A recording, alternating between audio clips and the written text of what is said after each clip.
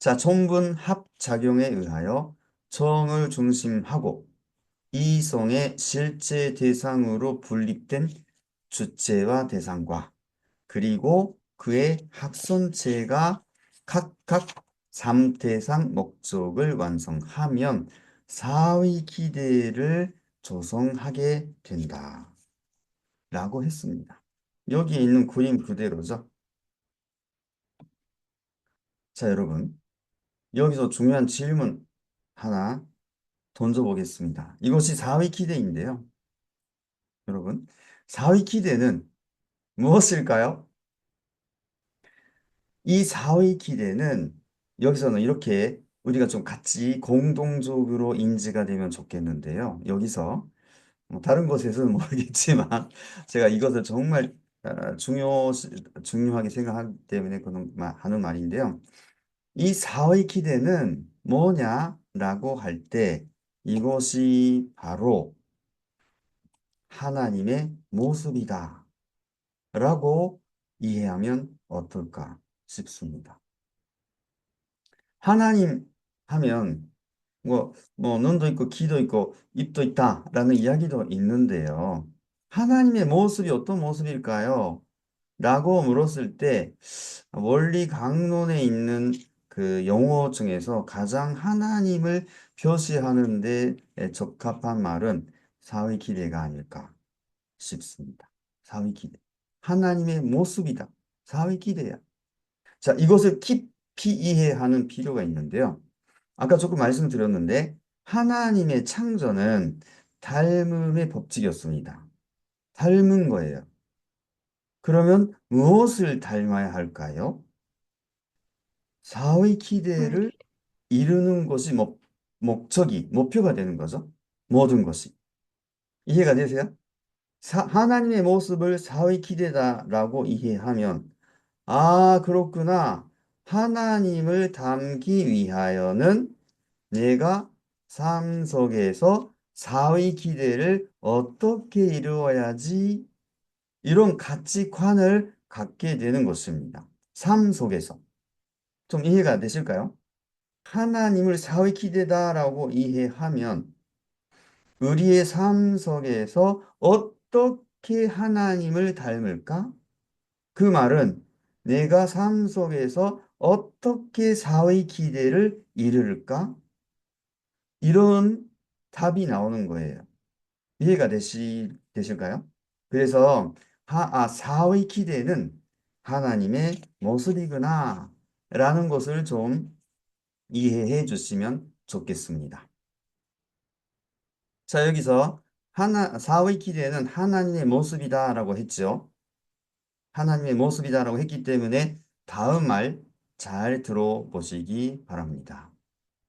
사의 기대는 창조 목적을 완성한 선의 근본적인 기대이므로 하나님이 운행하실 수 있는 모든 천재와 또 그것들이 존재하기 위한 모든 힘의 근본적인 기대가 된다라고 했습니다.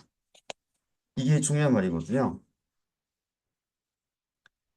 사의 기대는 창조 목적을 완성한 선의 근본적인 기대다라고 했어요. 선의 기대, 근본적인 기대. 이 말이 뭐냐 하면 선하기 위하여는 사의 기대가 조건이다 라는 말도 되는 거죠.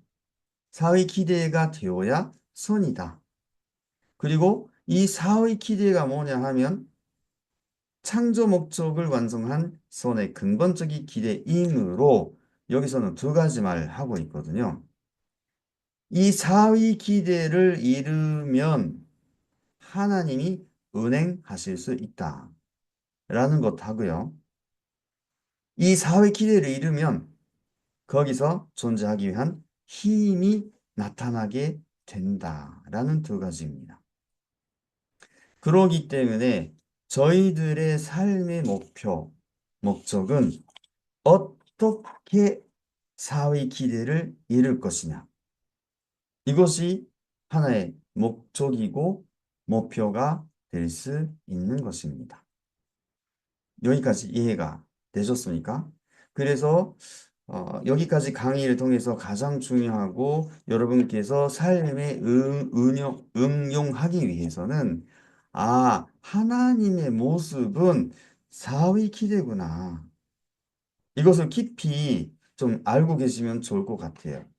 그 이유가 뭐냐면 결국 하나님을 닮기 위해서는 사회 기대를 이루면 된다.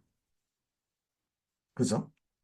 그래서 나중에 나오겠지만은 축복이라는 것도 남자가 혼자가 아니고 여자가 혼자가 아니고 남성과 여성이 하나가 됨으로 사회 기대 이루는 거죠.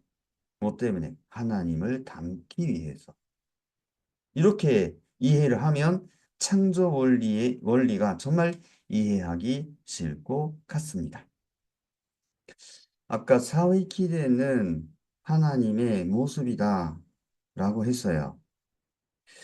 이렇게 말하는 이유 중 하나는 하나님이 운행하실 수 있다라는 말에 있습니다. 우리는 참 부모님의 복기 섭리 가운데 하늘 부모님은 어떤 분이다 라는 이야기가 있는데요. 하늘 부모님은 전체, 전판, 전권, 전능의 하나님이시다 라고 하셨습니다. 자, 이 경우에요. 이 경우. 우리가 삶 속에서 실제로 사회 기대를 이루었을 때 이거는 하나님이 은행할 수 있다라고 했습니다. 그러기 때문에 우리가 사회 기대를 이루면 그러한 하나님의 힘, 전체, 전판, 전권, 전능의 힘이 이 사회 기대를 기대로 해서, 기반으로 해서 나타낼 수 있는 기대가 된다라는 말도 우리가 이해할 수 있습니다.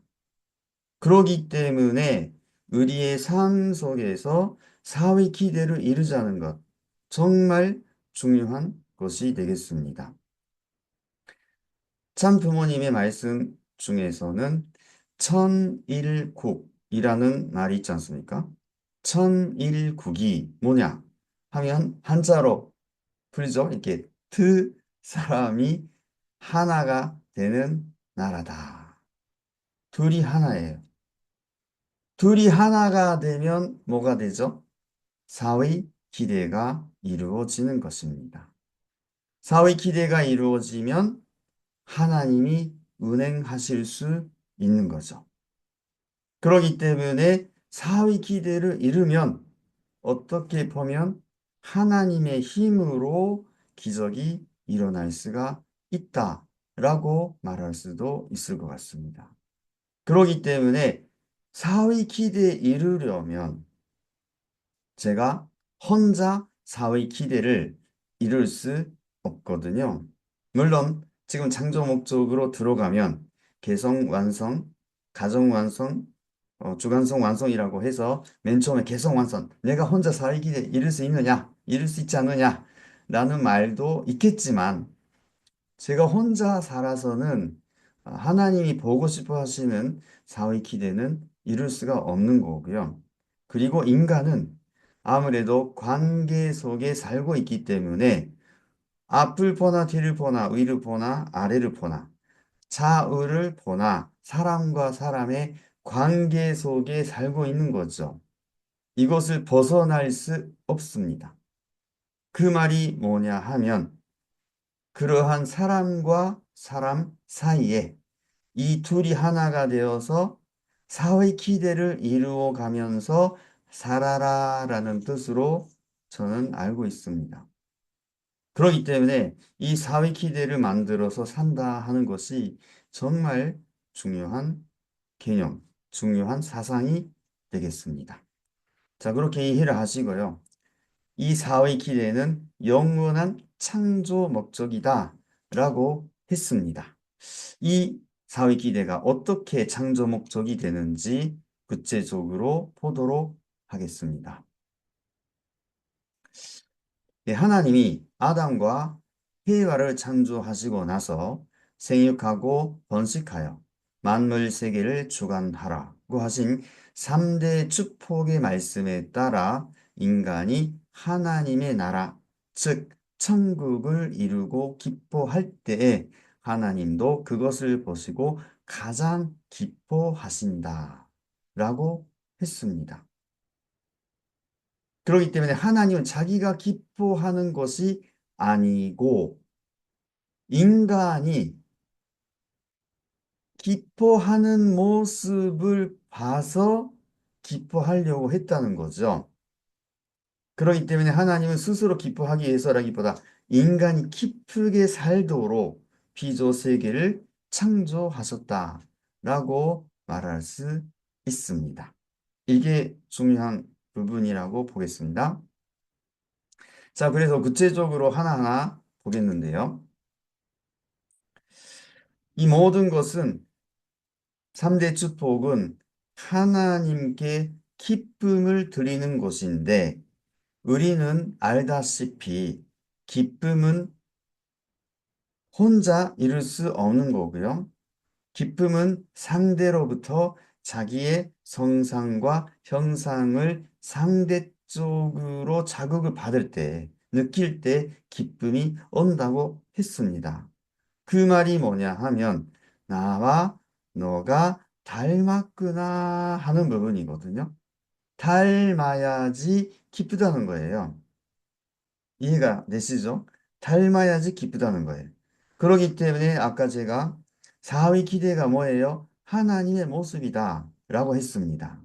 그렇기 때문에 하나님은 기쁘기 위해서는 사위 기대가 실제로 되어 있는 모습을 보고 싶어 하신다 라고 말씀드릴 수가 있는 거죠.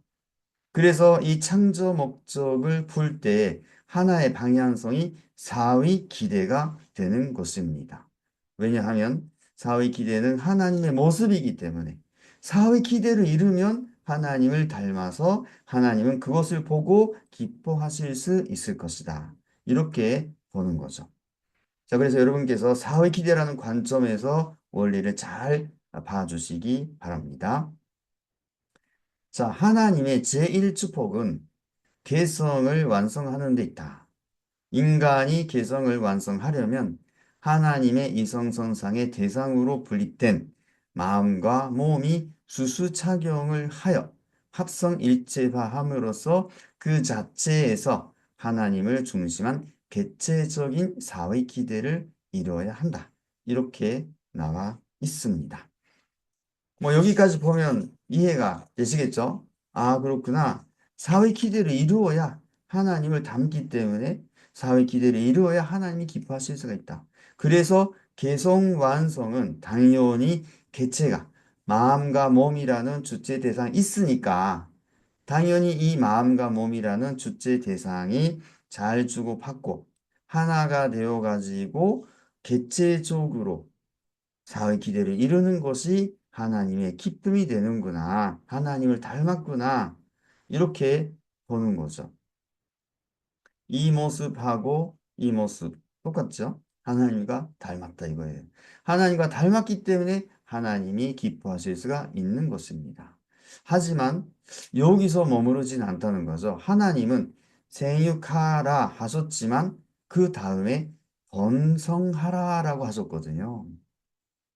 그러니까 하나님이 기뻐하는 것은 생육도 기뻐하지만 생육보다도 번성하라에 더 큰 기쁨이 있다 하는 것을 저희들은 이해할 수가 있겠습니다. 이렇게 마음과 몸이 하나가 되어 가지고 개체적인 사회 기대를 이루었으면 이 개인은 개체적 사회 기대 의에는 하나님이 운행하실 수 있다 이거예요. 하나님과 같은 인격을 갖추게 된다. 라고 말할 수 있겠습니다. 자, 그 다음은 하나님의 제2축복입니다. 이게 가장 귀하고 중요하죠. 하나님의 제2축복을 이루기 위하여는 하나님의 이성성상이 각각 개성을 완성한 실제 대상으로 분립된 아담과 해와가 부부가 되어 합성 일체화함으로써 자녀를 번식하여 하나님을 중심한 가정적인 사회 기대를 이루어야 한다라고 했습니다. 조금 이 그림을 그려보겠는데요. 하나님을 중심으로 한 분립된 아담과 해와가 잘 주고 잘 받음으로써 부부가 됐어요. 하나가 됐어요. 그러면 당연히 자녀를 번식해서 가정적인 사회 기대를 이루게 되죠. 근데 여기서 우리가 정말 생각해야 할 부분이 하나님의 창조 목적은 하나의 가정을 이루는 것에 물론 있겠는데요. 가정의 특징이 뭐냐 하면은요. 먼저 부모가 있고 자녀가 있고 부부가 있잖아요. 그러기 때문에 하나님 안에 있던 모든 사랑이 하나의 가정 안에서 다 볼 수가 있다라는 것입니다. 여러분도 알고 계시겠지만 하나님의 4대 사랑, 4대 심정권이라는 말 있지 않습니까? 물론 그 외에도 사랑은 종류 정말 재미있게 말하면 여러 가지가 있겠지만 크게는 사랑의 세계는 네 가지다라고 보면 좋을 것 같습니다. 그 네 가지 사랑을 두고 볼 때 하나의 가정에 모두가 다 들어가 있는 거죠. 부부의 사랑 있죠. 부부의 사랑. 그리고 부부의 사랑을 기대로 해서 기반으로 해서 부모가 되면 부모와 자녀의 관계가 생기므로 부모의 사랑, 자녀의 사랑. 형제가 많이 나타나면 그 형제 간의 사랑이 나타나는 거예요. 예, 부부의 사랑, 부모의 사랑, 자녀의 사랑, 형제 자매의 사랑. 이 기본적인 네 가지 사랑을 하나의 가정 속에서 다 볼 수가 있는 거예요. 그럼 하나님은 기쁠까요, 안 기쁠까요? 당연히 기뻐하시겠죠. 그러기 때문에 가정이 정말 귀하다라고 보는 거고, 저희 이 교회는 세계 평화 통일 가정 연합이라고 하는 이유 중 하나도 가정 안에 이 4대 사랑이 다 나타나게 되어 있기 때문에 하나의 가정을 보므로 하나님의 기쁨이 완전히 부부로서도 부모로서도 자녀로서도 현재 참여로서도 하나의 가정 속에 완전히 있는 거죠. 그러기 때문에 가정이 하나의 하나님의 창조의 목적이고 방향성이 되는 것입니다. 여러분이 축복을 받는 이유도 결국은 이 부부의 사랑, 부모의 사랑, 자녀의 사랑, 형제 자매의 사랑을 하나의 가정 속에서 다 갖췄다. 함은 하나님 안에 있었는데 보지도 못했던 하나님의 사랑을 하나의 가정을 중심으로 해서 완전히 보여 알게 하는 것입니다. 이게 가정의 가치예요. 그렇기 때문에 저희들은 가정을 정말 귀하게 보는 것입니다. 이것 또한 하나님으로부터 분립된 양성 실제와 음성 실제가 하나가 돼서 하나님을 닮게 된다라고 말씀드릴 수 있죠. 어쨌든 이 사회 기대를 만듦으로 말미암아 여기에 하나님이 나타나기 때문에 하나님의 힘, 전체, 전판, 전권, 전능의 힘이 이 사회 기대에서 나타나는 거죠.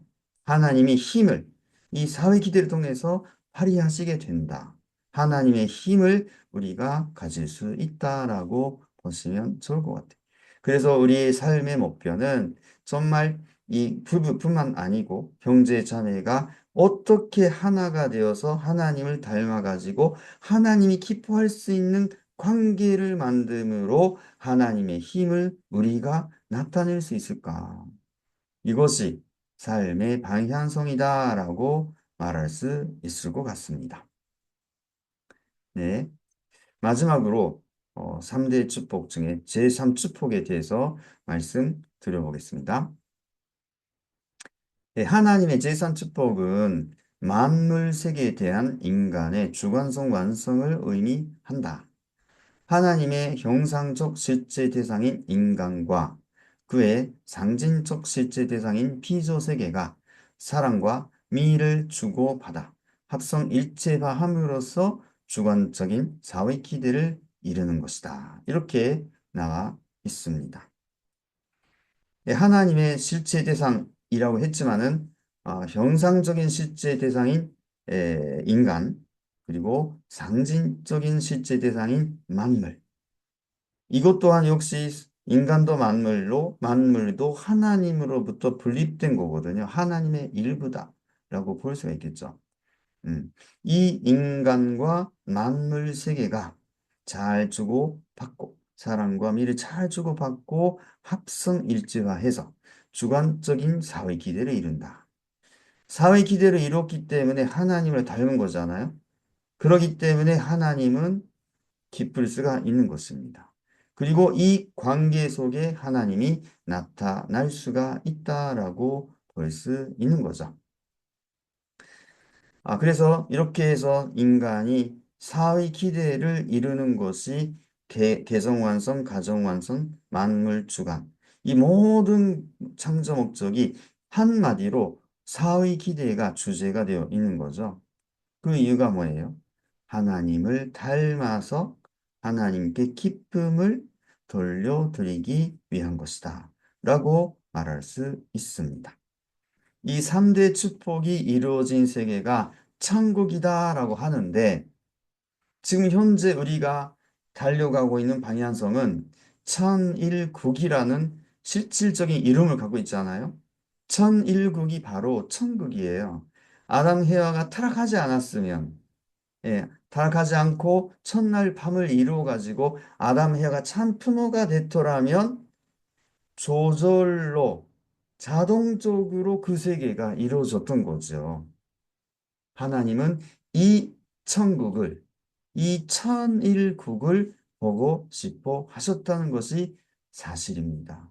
그렇기 때문에 이 세권, 삼세권에 있어서 정말로 하나님을 기쁘게 해드리기 위해서는 이 사의 기대라는 기와도를 가지고 앞을 보나 뒤를 보나 옆을 보나 정말 언제나 이 사회 기대를 만들어서 하나님께 기쁨을 돌려드려야지. 사회 기대에 이루는 것이 하나님은 언제나 어디서나 함께 같이 계십니다.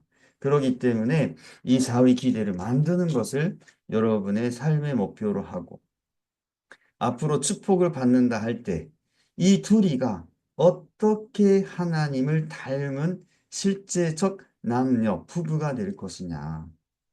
내가 맞고 네가 틀렸다가 아니고 나하고 너하고 우리가 어떻게 더 하나님을 닮게 살까? 이것이 가장 중요한 주제다라고 말할 수 있습니다.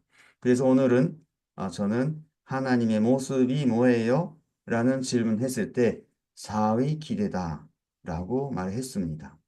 여러분께서 꼭 이 사의 기대가 하나님의 모습이다라는 것을 기억하셔서 여러분의 삶 속에서 부모님을 보실 때 그리고 현재 자매 볼 때 항상 거기에 사의 기대를 이루기 위해서 내가 어떻게 살아야지 이것을 생각해 주시면 좋을 것 같습니다. 지난번에 말씀드리기를 사랑의 주인은 상대다라고 했잖아요. 이 가치관도 정말 이렇게 사회 기대를 이루기 위해서 정말 중요한 가치관입니다. 지금 너무나 개인주의가 만연되고 있기 때문에 나만 잘난 거죠. 그러면 사회 기대에 이룰 수 없습니다. 그래서 사랑의 주인은 상대다라는 말이 정말 귀한 말씀인 것입니다. 이런 것을 여러분께서 면심하셔가지고 삶에서 여러분의 계시는 곳에서 항상 사회 기대를 만들어 가지고 하나님과 함께 같이 살자. 이것이 하나님이 인간을 창조하신 목적이었구나 하는 것을 이해하시고 삶에 응용해 주시면 감사하겠습니다.